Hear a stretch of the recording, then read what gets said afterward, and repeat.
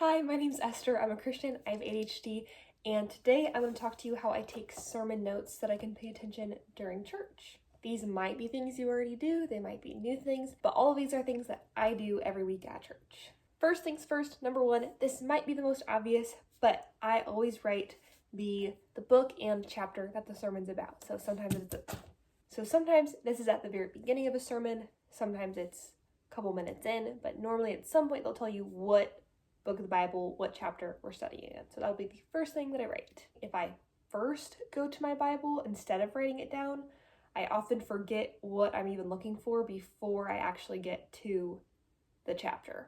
So first thing I do is write down, for example, pastor says we're going to be in Matthew 6 today. I write down Matthew 6, and then I go find Matthew 6 instead of finding Matthew 6 first and then writing it down. That way there's no chance that I can forget what we are reading and learning about before I actually get to Matthew chapter 6. Pretty simple one, but still, took me a while to figure that out. Okay, second thing that I do.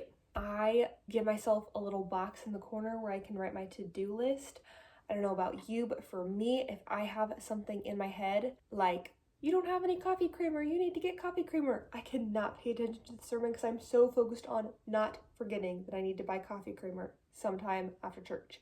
So to let my mind take a break, instead of trying to remember that, I have a little box in the corner where I write any thoughts that come to my mind during a sermon that I am worried that I'll forget. So I'll write, buy coffee creamer, text your sister, water plants, anything that I suddenly remember that I should do, I write in the corner. Even though it's not related to the sermon, it helps me focus on the sermon better if I know I can always come back and look at this later and I will not forget any of those random thoughts that come through my head. And it's right there so I don't have to get distracted by getting up my phone and adding a reminder and then putting it away and losing track of where we are in the sermon. The third thing I do that is the most helpful for applying the sermon to my life is I will pause in my notes and write out prayers. So if in the sermon he says something really convicting like, don't worry about anything in your life, including your time and your money, I'd copy down what he said, and then I would start a prayer and write out my prayer in my journal.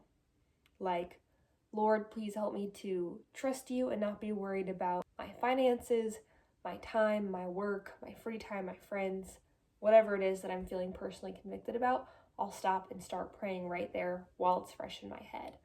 And sometimes this means that I don't pay attention to a couple minutes of the sermon, but if I'm doing an okay job taking notes, I can normally jump back in. And number 4, if you haven't been able to tell already by the way that I talk about taking notes, I don't take notes over every single thing that happens in the sermon. I just take notes over the things that stick out to me the most.